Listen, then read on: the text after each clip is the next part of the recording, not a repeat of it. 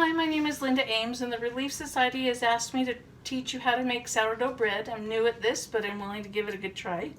The first thing you need to do is feed your sourdough mix, your starter. If it has brackish water on it, you pour that off first. We don't have any today because we've fed it recently. You pour that off first, and then you add equal amounts of flour and water to your mix, and you mix it up good, and you leave it for 2 or 3 hours, or my favorite thing to do is just leave it overnight. So I do it the night before, and then I can get started earlier in the morning. So we will see you again in the morning. Good morning, everyone. We're ready to make our bread. Last night we fed our sourdough start. We left the lid slightly off so that it got air.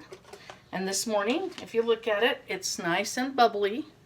That's what we need it to be to make some bread. So we're going to get started. We're going to start by putting our 1 1/4 cups of water in the mixer, followed by a tablespoon of honey. Now, I like to spray my tablespoon with oil so that the honey comes out a little bit easier when I put it in the bowl. Then we're going to add our 1 1/2 teaspoons of salt, our 3/4 of a cup of starter,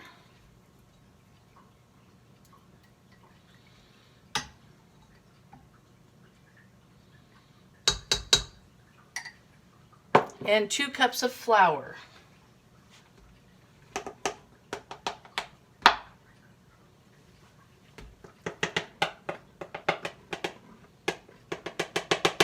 It's easier from a cup than a bowl. Okay, now we're going to mix those together just until it's thoroughly wet.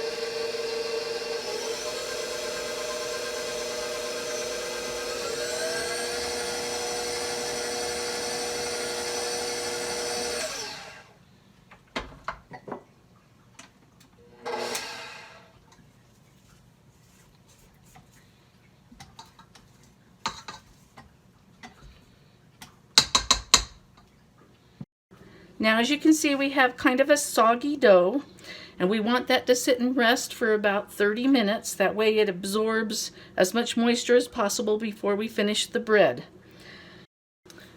Our 30 minutes has passed now, so we're going to start adding flour to our mix. I'm going to leave the regular paddle in for a few minutes.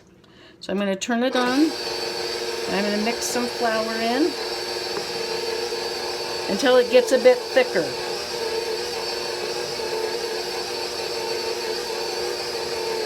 Okay, now that it's sticking quite a bit to my paddle, once I get that flour mixed in, I will take that paddle out and I'll put the dough hook in. And when I put the dough hook in, I'll keep adding flour until the dough pulls away from the side, but not completely. On the bottom in my mixer it won't, it'll just be on the sides.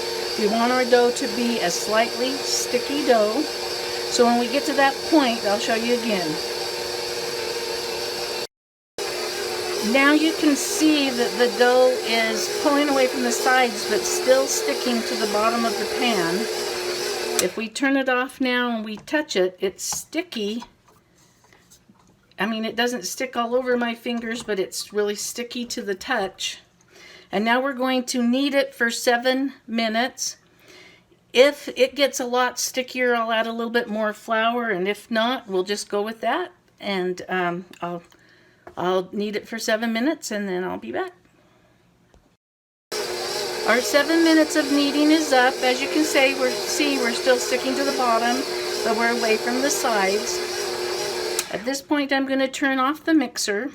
I'll use wet hands and transfer the dough to a bowl that I've previously greased, and I'll cover it and let it sit for 15 minutes before I do the next step. Now, if you're in a hurry, you don't have a lot of time during the day to be babysitting this, at this point you could just put it in the bowl and let it sit for 5 hours before finishing up the bread. But if you want to have more holes in it, you do the steps I'll show you in a few minutes. Also, if you use bread flour, it will be chewier. I don't use bread flour. I don't like it as chewy. I also like it just letting it sit the 5 hours in the bowl. But my family likes it if I do the steps that make it have bigger holes. So in a few minutes, I'll show you what I do on that, and we'll go from there. My 15 minutes is now up, so I'm going to uncover my bowl. I'm going to wet my fingers, and I'm going to just grab this one side. I'm going to lift it up and fold it over. Then I'm going to turn the bowl a quarter of a turn. I'm going to pick up the side and fold it over.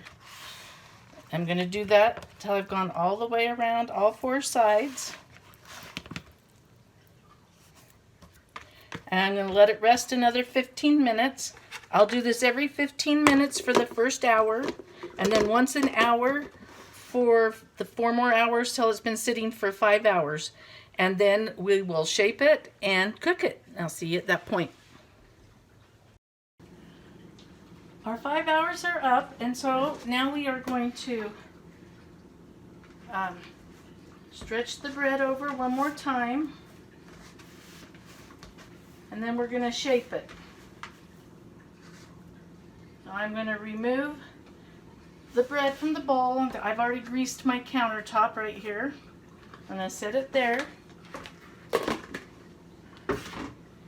Okay, we're going to take the bread and turn it over a couple of times, get it good and greased, and I'm just going to keep folding it under.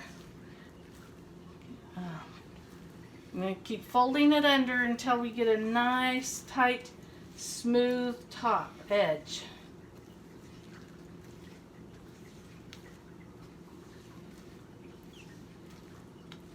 Once I've got that pretty tight, I'm going to move it over here and put it on this piece of parchment, which I've already sprayed with oil and floured a little bit to keep things from sticking.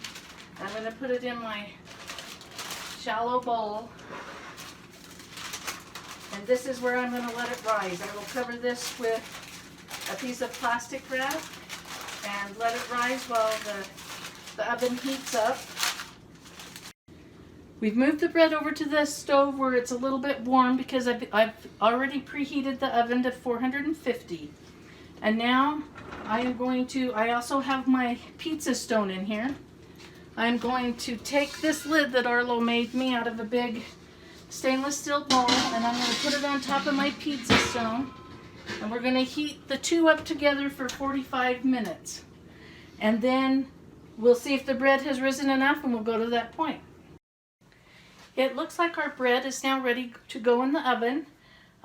So the first thing we need to do is cut a couple of air vents in the top. We'll take a very sharp knife and we'll just make 3 quick cuts.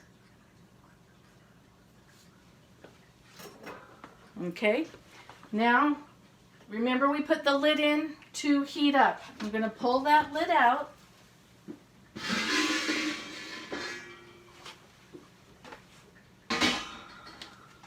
Pull my shelf out and place the bread on the stone.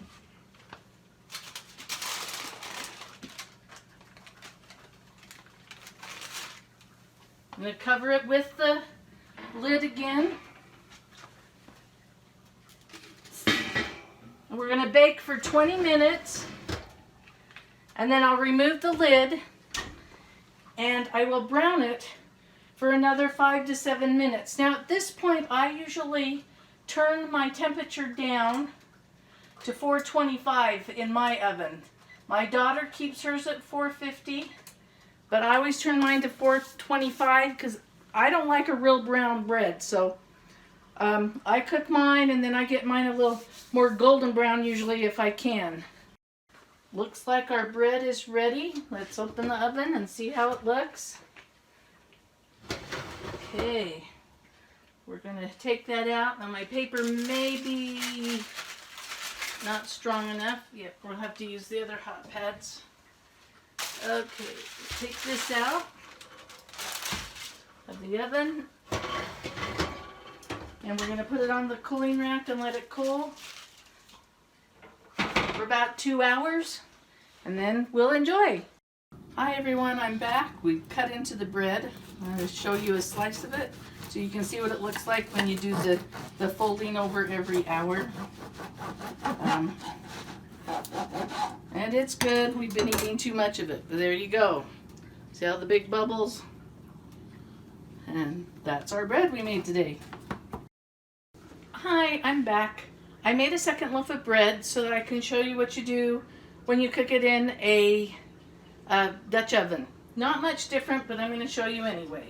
So I've got my loaf of bread. I'm going to give it its 3 quick slices. I'm going to get the Dutch oven out that's been heating up for over 45 minutes at 450. I'm just going to take parchment and all. I'm just going to lift it, put it in like that, straighten the paper a little bit, put the lid on. I'm going to put it back in the oven.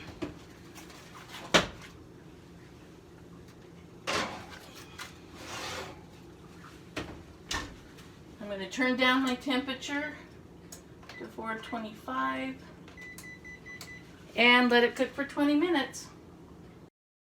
Sounds like our bread's ready. Let's take it out and see how it did. Okay, here we go. Wow, this one kind of popped open a little bit more, but sometimes bread doesn't look perfect, but it still tastes good. So let's see if we can get it out of here. Put it over to cool. Sometimes it's a little harder to get it out this way. That's why I do the other. And sometimes it turns out looking prettier done this way, but this time it didn't. So, but you know what? It's still going to taste good. Well, it may not look great on the outside, but it looks good on the inside.